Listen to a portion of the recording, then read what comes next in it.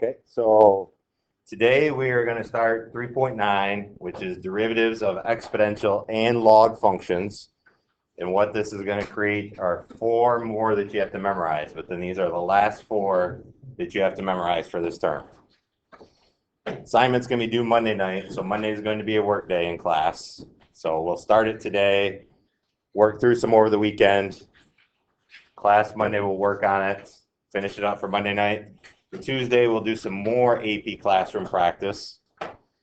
Wednesday we're going to do our very last section, which is called L'Hopital's rule, and it ties together using limits and derivatives at the same time. Essentially, we haven't done that. We've looked at the limit definition and we understand that it's taking the derivative. Now we're going to do limits with derivatives involved. It's not terribly difficult, so don't. It's a special rule by this L'Hopital created this rule that allows us to do that type of a problem. So we'll do that Wednesday, Thursday.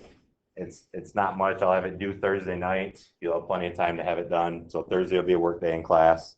And then Friday, we're going to start reviewing. So Thursday next week is all the material we're going to cover for this entire term. So after, well, really Wednesday, I'll be done covering the material. Friday, we'll start the review. So we're going to review Friday, Monday, Tuesday, and then Wednesday will be the Chapter 3 test. So Wednesday, we'll have that test. Thursday, we'll come in and probably go over a few test questions. I'm going to work as hard as I can to have it graded, but I probably won't have them all graded by Thursday. Friday, we're only going to meet for a brief time because Friday of that week will be first hour exam, second hour exam, third hour review. So by third hour review, I'll have that test back to you. So that way you can use that, because on exam time, we're going to have a retest time. So you'll have your Chapter 3 test back. You can be looking over it, studying it, and then we'll do a retest day for that. So big date here on the calendar, 11/18 is when we will take that Chapter 3 test. Next Wednesday, we will be done covering material. So have a week to study for that test. Okay. Today, derivatives of exponential and log functions. So I'm going to include all these ones that we worked through from the worksheets. Look at all those. All right. So 3.9, derivatives of exponential and log functions. 4 more, and these are the last 4 that you have to memorize. And these ones aren't as involved as the inverse trig ones. First one, which we've done already. All right, derivative with respect to x of e to the u, and this is taking into account that u is some function of x, is e to the u, so it stays as is, but then times the derivative of whatever your exponent is. So you can't, there's chain rule going on. If it's just e to the x and you're taking the derivative with respect to x, then the derivative of e to the x is e to the x. But if it's e to the 2x plus 5, then you do have to do more. Okay. The next one, so this is the new one. If I have some number raised to a function, so do not get this confused with power rule. This is not the same as power rule. Power rule was a function raised to a number. This is a number raised to a function. So a is represented by some number. So this one is a to the u, so it stays exactly as it was written, times natural log of a, so whatever your number was, natural log of that number, times the derivative of your exponent. Okay. Again, the emphasis on that a is a number, so it's some number raised to a function. Not the same as power rule where it was a function raised to a number.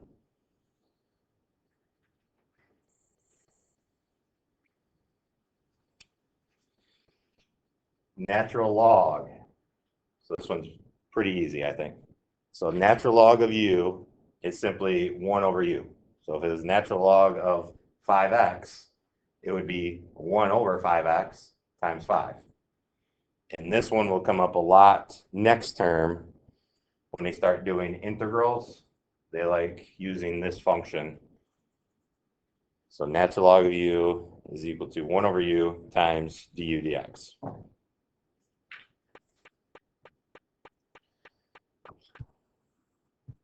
And then the last one, log base a of u is 1 over u ln of a times du dx.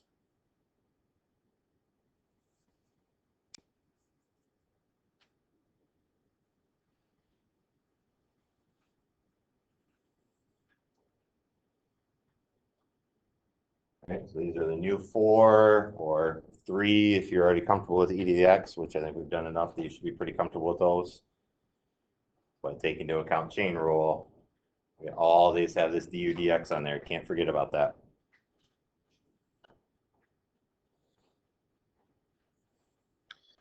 All right, so let's actually look at a few examples. I only have 5 examples that we'll work through, and then you'll be off and running. So find dy dx. Our original function y is e to the x squared plus x.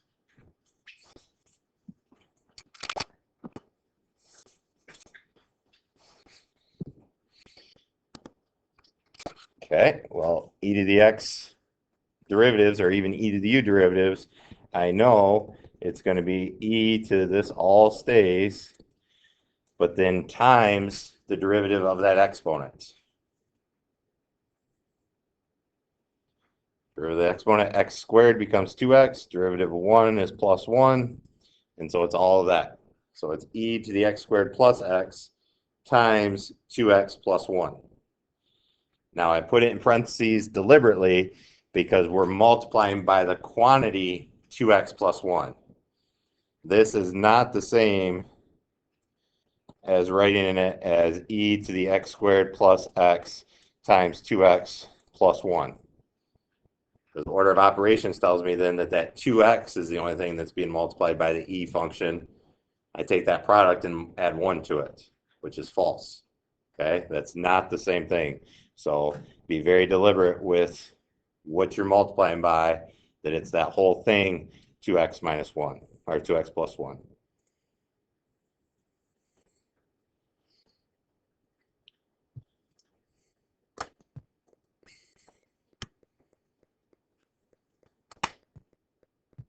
There we go. All right, at what point on the graph of y equals 2 raised to the x power minus 3 does the tangent line have a slope of 21?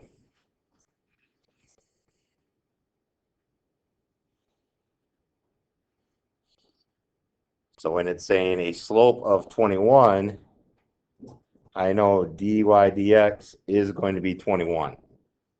So that's saying have a slope of 21.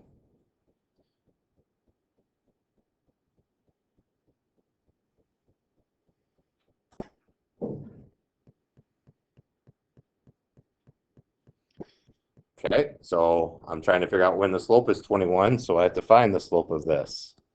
So dy dx is going to be the derivative of 2 raised to the x power, so ddx of 2x minus ddx of 3.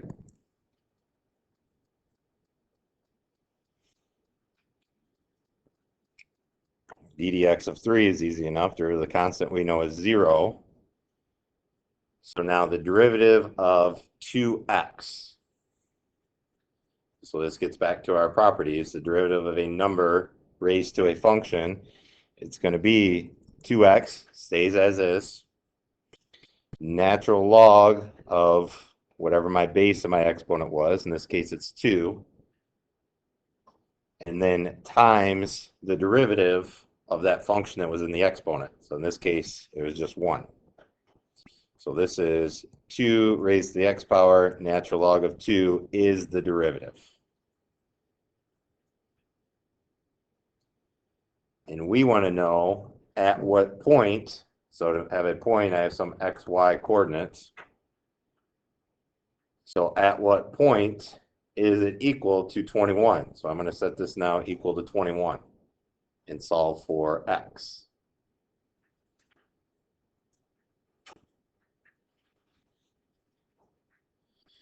All right, these are being multiplied, so I could do 21 divided by natural log of 2 equals 2 raised to the x power.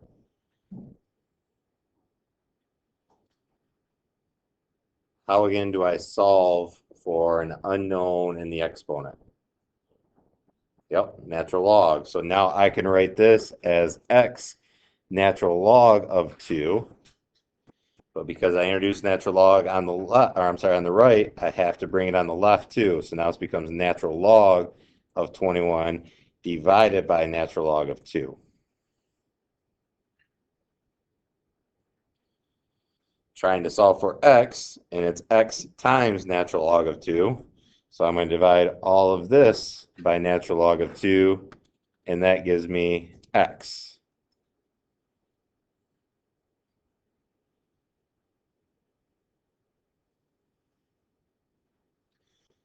When I work this all out, I end up with x being 4.921.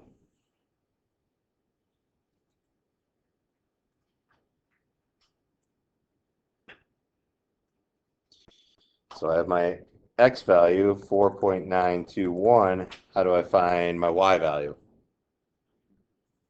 Plug it back into the initial function, y equals. So y is going to be equal to 2 raised to 4.921 minus 3. When I work all this out, I end up with 27.297. So for this one, final answer, at what point on the graph? It's going to be 4.921, comma, 27.297. Exactly at that point, I'm going to have a slope of 21 going on.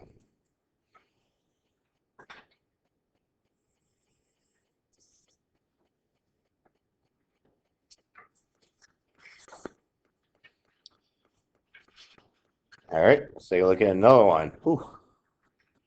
Everything's going on in this one.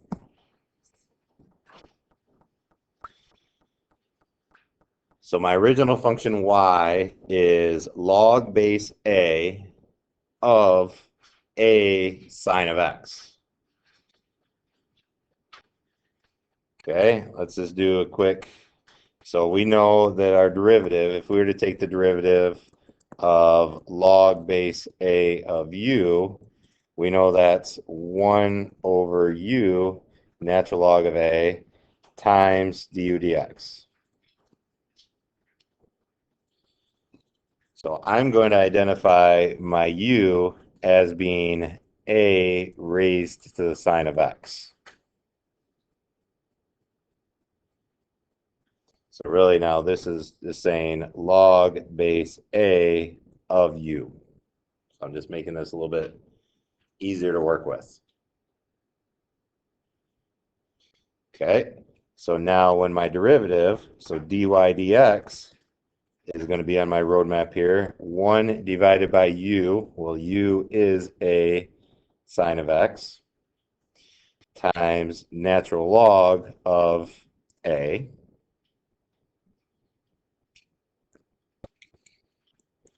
times du dx. So I need to figure out what my derivative of a sine of x is.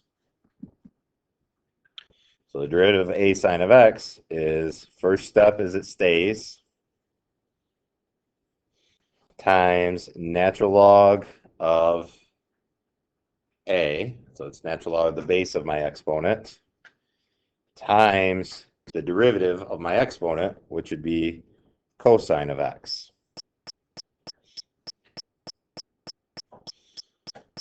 So dy dx is 1 over a sine of x, natural log of a, times a sine of x, times natural log of a, times cosine of x.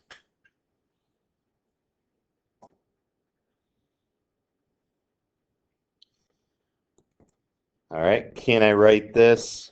If I go on to the next step, I want to do some simplification. Could I write this as, in my numerator, a sine of x, natural log of a, and bring cosine of x outside the fraction, and then leave the denominator the same? Can I do that? Is that equivalence? Yes. Okay, because this is over 1, this is over 1, this is over 1. So this is still over 1, even though I don't write it. But the benefit of doing all that is this goes to 1. So final answer for all this mess is just cosine of x. Mason.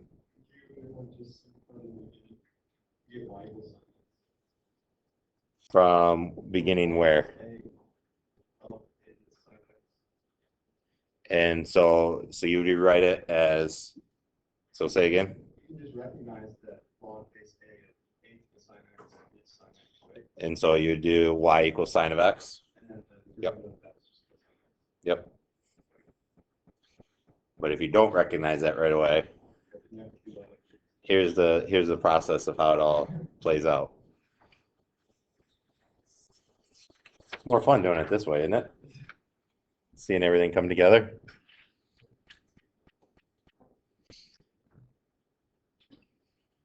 All right. So we're going to get some now that are going to deal with domain, because logs and natural logs, remember, we cannot do a log or a natural log of a negative number. Okay, so now we're dealing with logs and natural logs, we have to pay close attention to domain values.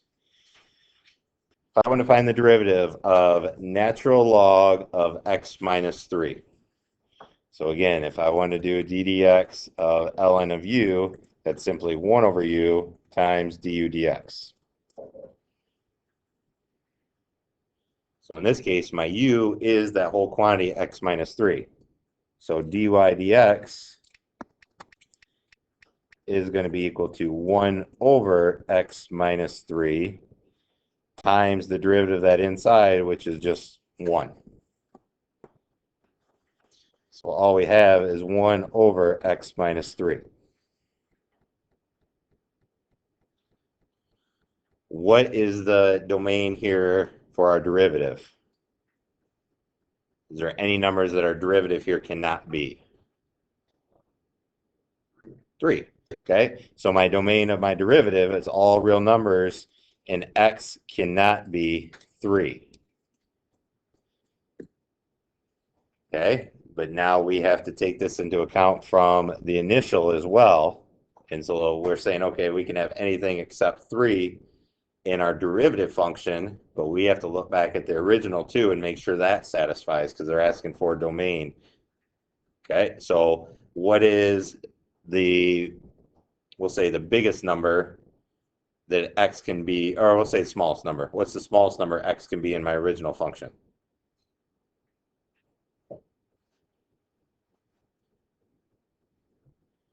Okay, it's going to be what? It can't be 0, okay? Because we can't take the natural log of 0, because remember it's saying, so we can't do the natural log of 0. So x has to be greater than 3. All right, our domain is going to be greater than 3.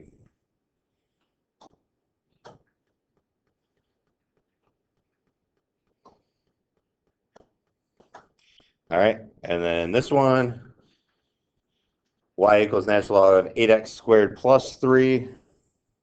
Natural log, in my opinion, is a pretty straightforward one. It's just 1 over 8x squared plus 3 times the derivative of 8x squared plus 3. So this would be 16x.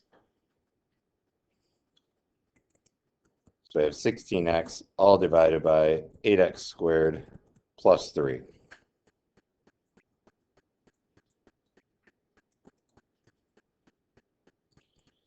Is there any way that I can make the denominator 0 with 8x squared plus 3? Nope, there's no way that would happen. Any value of x I put in there will always be positive, and so it's going to be 8 times a positive number plus an additional 3. So my domain of my derivative is all real numbers, and then my domain of 8x squared plus 3, again, there's no way I can even make that 0 either. And so therefore, my domain on this one is all real numbers. I could go from negative infinity all the way to a positive infinity. So this lesson, or this section, hopefully it took down the difficulty level notch, our dial that we had a couple weeks ago, about a week ago probably.